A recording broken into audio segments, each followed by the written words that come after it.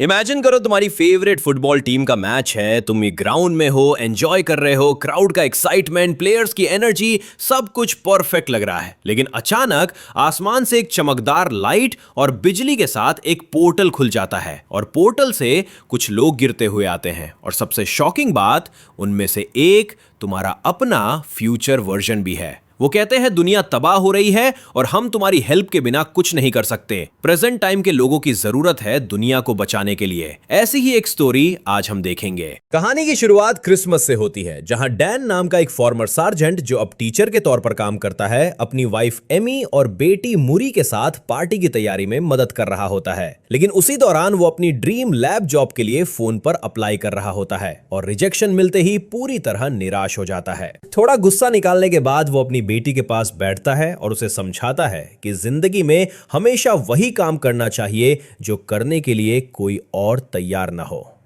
Family एक important football match देख रही होती है, जहां वो होता है जिसकी उन्हें उम्मीद नहीं होती। तभी अचानक मैदान में बिजली और चमकदार लाइट के साथ एक पोर्टल खुलता है और उसमें से सोल्जर्स निकलते हैं जिन्हें लेफ्टिनेंट हार्ट लीड कर रही होती है। वो बताती है कि वे साल 2051 से आए हैं, जहां व्हाइट स्पाइक्स नाम के एलियंस ने अर्थ पर हमला करके ज्यादातर इंसानियत को खत्म कर दिया है। अब मदद मांगने के लिए लोगों को फ्यूचर में ले जाया जा रहा है। धीरे धीरे दुनिया भर के देश सोल्जर्स भेजते हैं, लेकिन फिर भी ये काफी नहीं होता और सिर्फ 1/4 लोग ही वापस लौट पाते हैं। जब ट्रेन्ड सोल्जर्स खत्म हो जाते हैं तो गवर्नमेंट सिविलियंस को भी ड्राफ्ट करना शुरू कर देती है, जिससे शहरों में रायट्स होने लगते हैं। डैन अब भी स्कूल में पढ़ाता है, लेकिन स्टूडेंट्स को पढ़ाई बेकार लगती है क्योंकि उन्हें लगता है कि वे वैसे भी मरने वाले हैं। बस मार्टिन नाम का एक स्टूडेंट होता है जो वॉल्केनोज का दीवाना है। तभी डैन को मैसेज मिलता है कि उसे ड्राफ्ट कर लिया गया है। मिलिट्री फैसिलिटी में टेस्ट के बाद कंफर्म होता है कि वो फाइट के लिए एलिजिबल है, क्योंकि वैसे भी वो 7 साल में मरने वाला है। उसके हाथ पर एक मेटल डिवाइस लगा दी जाती है जो फ्यूचर में उसे ट्रैक करेगी और 7 दिन बाद वापस ले आएगी।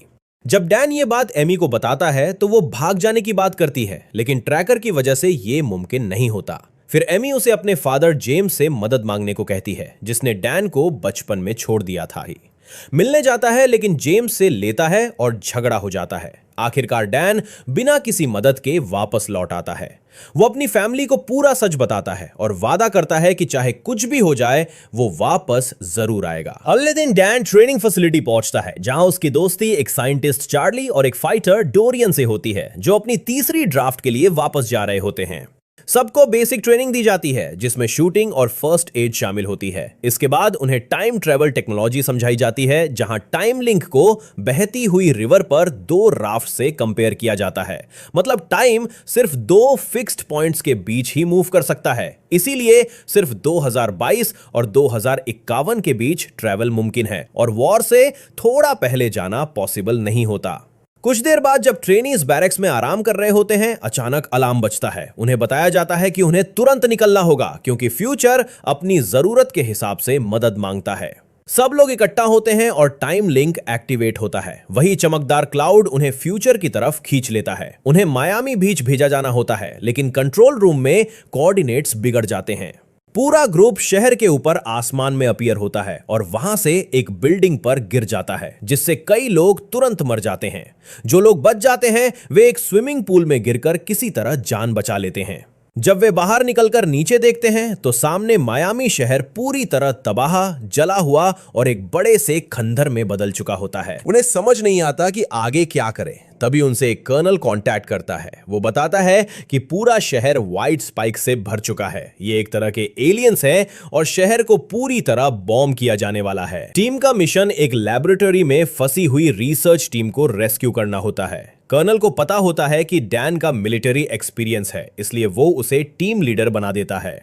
डैन शहर के बीचों बीच से टीम को गाइड करता है। हर तरफ मौत और तबाही का मंजर होता है, टूटी हुई इमारतें, जली सड़कें और सन्नाटा। जब वे लैब बिल्डिंग में घुसते हैं तो उन्हें एक मरा हुआ एलियन मिलता है, जिसका एक पंजा डोरियन ट्रॉफी के तौर पर अपने साथ रख लेता है। अंदर जाने पर पता चलता है कि रिसर्च टीम पहले ही मर चुकी है, क्योंकि वे एलियंस के एक ट्रैप का शिकार हो गए थे। कर्नल उन्हें रिसर्च की सारी कॉपीज उठाने को कहता है और जल्दी करने की वार्निंग देता है क्योंकि लाशों की स्मेल से व्हाइट स्पाइक्स वापस आ सकते हैं और जेट फाइटर्स भी पास पहुंच रहे होते हैं। टीम जल्दी जल्दी जरूरी चीजें इकट्ठा करती है और चुपचाप नीचे जाने लगती है, लेकिन तभी एक आदमी को ऊपर से आवाज सुनाई देती है। जैसे ही वो ऊपर देखता है, पहली बार व्हाइट स्पाइक्स का असली चेहरा सामने आता है। फेंकता है और एक सोल्जर वहीं मारा जाता है। टीम फायरिंग शुरू कर देती है, लेकिन उनकी बुलेट्स एलियंस की मोटी चमड़ी को नुकसान नहीं पहुंचा पाती, सिर्फ उन्हें थोड़ा स्लो करती हैं। भागते हुए स्टेयरकेसेस और हॉलवेज से निकलते वक्त कई लोग मारे जाते हैं या पकड़े जाते हैं। ऐसे में डैन पीछे रुक जाता है ताकि बाकी लोगों को बचा सके। जब बुलेट्स काम नहीं करती तो वो फायर एक्स से अटैक करता है। ये ज्यादा इफेक्टिव नहीं होता, लेकिन तभी डोरियन आकर मदद करता है और बताता है कि एलियंस की सिर्फ नेक और बेली कमजोर होती हैं। बहुत सारे व्हाइट स्पाइक्स पीछा करने लगते हैं। टीम सड़कों पर जान बचाकर दौड़ती है और आखिरकार रेस्क्यू के लिए आ रहे टैंक तक पहुंचने में कामयाब हो जाती है। दुर्भाग्य से व्हाइट स्पाइक्स टैंक तक पहले ही पहुंच जाते हैं और उसे पूरी तरह तबाह कर देते हैं। अब टीम के पास एलियन से लड़ने के अलावा कोई चॉइस नहीं बचती और साथ साथ उन्हें कवर भी ढूंढना पड़ता है। जैसे जैसे और टीम मेंबर्स एलियन अटैक्स में गिरते जाते हैं, वैसे वैसे बचे हुए लोग एक टनल के अंदर घुस जाते हैं। डैन एक गिरे हुए ट्रेनी को बचाने के लिए रुक जाता है, जिसकी वजह से पूरी टीम स्लो हो जाती है, लेकिन 2 ट्रेनीज पीछे रहकर एलियंस के खिलाफ शील्ड बन जाते हैं ताकि बाकी लोग भाग सकें। उसी वक्त जेट्स आखिरकार पहुंच जाते हैं और पूरे एरिया पर बॉम्ब गिरा देते हैं। कई घंटे बाद डैन और चार्ली डोमिनिकन रिपब्लिक के एक फॉरवर्ड ऑपरेटिंग बेस में होश में आते हैं। वहां उन्हें डोरियन मिलता है जो बताता है कि बाकी पूरी टीम मर चुकी है। वो डैन को डांटता है क्योंकि एक गिरे हुए इंसान को बचाने के लिए रुकना सबकी जान खतरे में डालना था। डोरियन बताता है कि उसे कैंसर है और अब वो खुद तय करेगा कि वो कब मरेगा। उनकी बात यही रुक जाती है जब डैन को कर्नल के पास बुलाया जाता है। जैसे ही डैन किसी सोल्जर को उस कर्नल को सरनेम से बुलाते सुनता है, उसे गहरा शॉक लगता है। वो और कोई नहीं बल्कि उसकी बड़ी हो चुकी बेटी मूरी होती है, जो अब एक साइंटिस्ट बन चुकी है और ए फोर्स की लीड रिसर्चर है। वही फोर्स जिसे कभी डैन ने खुद क्रिएट किया था। मूरी बताती है कि उसने डैन को फ्यूचर में सिर्फ उससे मिलने के लिए नहीं बुलाया, बल्कि उसे उसकी मदद चाहिए। वो उससे थोड़ी सीरियस और प्रोफेशनल रहती है और फिर उसे एक अलग टाइप के व्हाइट स्पाइक की रिकॉर्डिंग दिखाती है। शहर में जिन एलियन से फाइट हुई थी वे सभी मेल थे, लेकिन ये 1 फीमेल है, ज्यादा अग्रेसिव और बेहद रेयर। ये अंडरग्राउंड नेस्ट बनाती है और मेल व्हाइट स्पाइक्स इसे बचाने के लिए मरने तक को तैयार रहते हैं, क्योंकि उनके लिए स्पीसीज का सर्वाइवल सबसे इंपॉर्टेंट होता है। मिलिट्री जिन बॉम्ब्स का इस्तेमाल करती है उनमें मूरी का बनाया हुआ टॉक्सिन होता है जो मेल व्हाइट स्पाइक्स को मार देता है, लेकिन फीमेल इस टॉक्सिन से बच जाती है।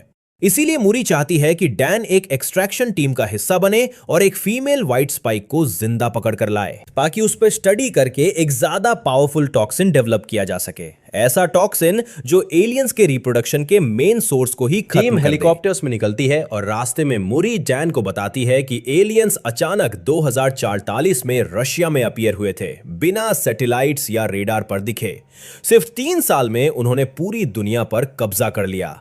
उन्हें मटेरियल चीजों से कोई मतलब नहीं है, उनके लिए इंसान ही खाना है। डैन पूछता है कि उसकी मौत से पहले उसके साथ क्या हुआ था, लेकिन मूरी कहती है कि उस रास्ते पर जाना ठीक नहीं है। थोड़ी देर बाद वे नेस्ट पर पहुंचते हैं, जहां कई सोल्जर्स फीमेल व्हाइट स्पाइक को बांधने की कोशिश कर रहे होते हैं, लेकिन वो गुस्से में आकर बहुतों को मार देती है।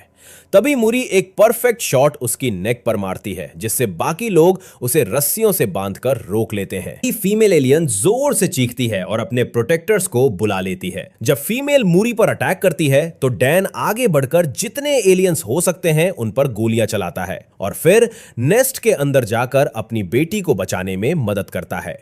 मिलकर सोल्जर्स फीमेल को हेलीकॉप्टर के केज में डाल देते हैं, लेकिन मेल व्हाइट स्पाइक्स हेलीकॉप्टर्स पर भी हमला कर देते हैं और एक हेलीकॉप्टर क्रैश हो जाता है।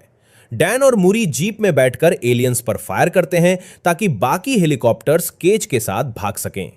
इसके बाद दोनों तेजी से भागते हुए एक बीच पर रुकते हैं और एसओएस फ्लेयर भेजते हैं। वहीं मूरी बिना सोचे समझे एक्ट करने पर डैन को डांटती है। डैन कहता है कि वो सिर्फ उसे प्रोटेक्ट करना चाहता था, लेकिन मूरी उस पर भरोसा नहीं करती। वो बताती है कि जब वो 12 साल की थी तब डैन ने फैमिली छोड़ दी थी क्योंकि अपना काम न कर पाने की डिप्रेशन ने उसे तोड़ दिया था। डैन इस बात को नहीं मानता। मूरी बताती है कि जब वो 16 साल की थी तब डैन का कार एक्सीडेंट हुआ और वो हॉस्पिटल में मर गया, जहां मूरी खुद मौजूद थी। ये सब याद करके मूरी टूट जाती है। डैन के पास कहने को कुछ नहीं होता क्योंकि उसे लगता है कि वो भी अपने फादर जेम्स जैसा ही बन गया है।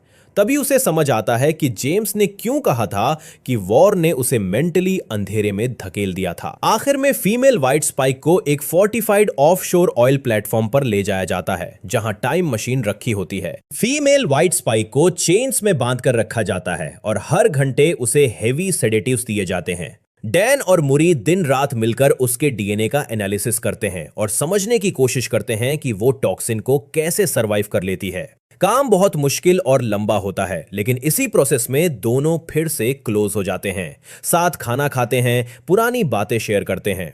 डैन के जाने से एक रात पहले वो मूरी को बताता है कि उसे उस पर गर्व है और उसकी मां भी उस पर प्राउड होती। डैन उसे रेस्ट करने को कहता है और ज्यादा काम अपने ऊपर लेने की बात करता है। तब मूरी आखिरकार बताती है कि उसने उसे क्यों बुलाया था। जैसे ही एक ज्यादा स्ट्रॉन्ग टॉक्सिन रेडी होगा, डैन को उसे पास्ट में ले जाकर मास प्रोड्यूस करना होगा ताकि एलियंस के आने से पहले दुनिया रेडी हो सके। इसी वजह से मूरी खुद को लिमिट से ज्यादा पुश कर रही होती है और आज रात का काम खत्म करना चाहती है। डैन उसे अकेले मरने के लिए छोड़ना नहीं चाहता, लेकिन मूरी कहती है कि वो सबसे ज्यादा उसी पर भरोसा करती है। तभी मशीन आखिरकार ऐसा टॉक्सिन बना लेती है जो फीमेल व्हाइट स्पाइक पर 100% काम करता है। लेकिन उसी पल एलियन होश में आकर अपने प्रोटेक्टर्स को बुला लेती है और मेल व्हाइट स्पाइक्स प्लेटफॉर्म पर हमला कर देते हैं।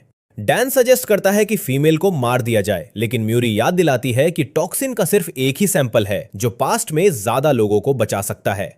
सोल्जर्स प्लेटफॉर्म को बचाने की पूरी कोशिश करते हैं, लेकिन कई एलियंस लैब्स में घुस जाते हैं। डैन और मूरी फायरिंग करते हुए हेलीपैड की तरफ भागते हैं, जहां से डैन का टाइम जंप होने वाला होता है। रास्ते में वे कई एलियंस को मार देते हैं, लेकिन फिर भी मूरी एक स्पाइक से घायल हो जाती है। डैन उसे संभाल कर चलाने की कोशिश करता है, मगर दर्द बहुत ज्यादा होता है। ऊपर से प्लेटफॉर्म भी कोलैप्स होने लगता है क्योंकि एलियंस ने अपना शिप उस पर क्रैश कर दिया होता है। म्यूरी दान से नाराज रहने के लिए माफी मांगती है और उसे बताती है कि वो उससे प्यार करती है। फिर टॉक्सिन उसके हाथ में देकर कहती है कि इसे पास्ट में ले जाकर सबको बचा लेना। तभी अचानक एक एलियन आ जाता है और म्यूरी को घसीट कर नीचे ले जाता है।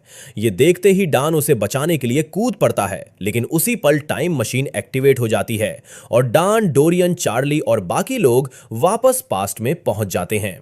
अच्छी बात यह होती है कि टॉक्सिन डान के हाथ में सेफ रहता है। चार्ली ठीक होता है, लेकिन गिल्ट के साथ मानता है कि वो डर के मारे छुपा रहा।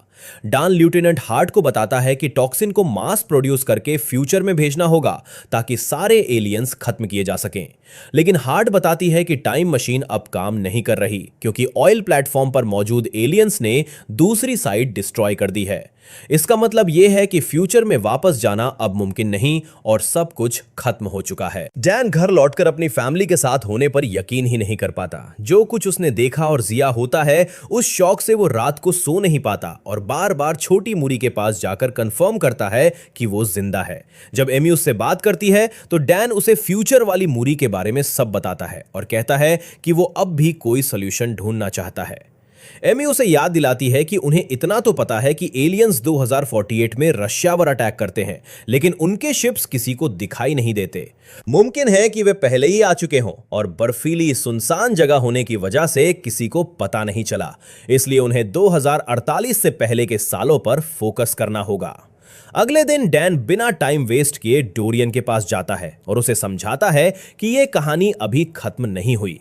फिर वे डोरियन के पंजे वाली ट्रॉफी को चार्ली की लैब में ले जाते हैं, जहां चार्ली कंफर्म करता है कि उस पर लगा सेडिमेंट वोल्केनिक ऐश है। जो या तो चाइना या कोरिया से आया हो सकता है। उन्हें समझ नहीं आता कि एशियन वोल्केनिक ऐश रशिया तक कैसे पहुंच सकती है। तब डैन अपने स्टूडेंट मार्टिन के पास जाता है। मार्टिन बताता है कि हजारों साल पहले एशिया में एक बहुत बड़ा वोल्केनिक इरप्शन हुआ था और हवा के जरिए ऐश रशिया के वाटर्स तक पहुंच गई होगी, जो बाद में जमकर आइस बन गई। इसका मतलब यह निकलता है कि एलियंस हमेशा से अर्थ पर ही मौजूद थे, सदियों से बर्फ के नीचे फ्रोजन थे। इसी वजह से कभी कोई स्पेसशिप आती हुई दिखाई नहीं दी और 2048 में क्लाइमेट चेंज की वजह से जब पोलर आइस पूरी तरह पिघली तब वे जाग गए। ये थ्योरी लेकर जब वे गवर्नमेंट के पास जाते हैं तो प्रूफ ना होने की वजह से उन्हें कोई रिसोर्सेज नहीं मिलती।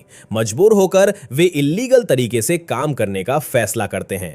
डैन जानता है कि इसके लिए उसे अपने फादर जेम्स की जरूरत पड़ेगी, जो सालों से ऑफ ग्रिड रह रहा है और जिसके पास अपना प्लेन है। I need your help. सुनते ही जेम्स बिना ज्यादा सवाल किए इस क्रेजी मिशन के लिए मान जाता है। डैन हार्ट से भी कांटेक्ट करता है, जो फ्यूचर में मूरी के साथ काम कर चुकी होती है और अपनी लीडर का मिशन पूरा करना चाहती है। हार्ट कुछ सोल्जर्स, काफी वेपन्स और टॉक्सिन के सैंपल्स के साथ ज्वाइन करती है। टीम रशिया पहुंचती है और चार्ली प्रॉमिस करता है कि इस बार वो छुपेगा नहीं। एकेडमी ऑफ साइंसेस के ग्लेशियर पर पहुंचकर जैसे ही वो एरिया स्कैन करते हैं, उनकी मशीन्स अजीब बिहेव करने लगती है क्योंकि वहां एक स्ट्रेंज मैग्नेटिक फील्ड होती है। एक्सप्लोजिव्स का इस्तेमाल करके वो जमीन में एक बड़ा होल बनाते हैं और एक एंशिएंट कैवर्न में एंटर करते हैं, जहां उन्हें फाइनली फ्रोजन एलियन स्पेसशिप मिल जाती है। डैन वॉर्न करता है कि शिप के अंदर जाना बहुत डेंजरस है और वो प्रूफ लेकर गवर्नमेंट के पास जा सकते हैं, लेकिन सब मान लेते हैं कि गवर्नमेंट ने पहले भी कुछ नहीं किया और अब जिम्मेदारी उन्हीं की है। चेनसॉ से आइस काटकर टीम शिप के अंदर जाती है और सेफ्टी के लिए चार्ली और जेम्स को बाहर छोड़ देती है। अंदर कॉकपिट तक पहुंचकर उन्हें समझ आ जाता है कि ये स्पेसशिप असल में एक क्रैश साइट। उन्हें यह समझ आ जाता है कि एलियंस का अर्थ उनका असली डेस्टिनेशन था ही नहीं।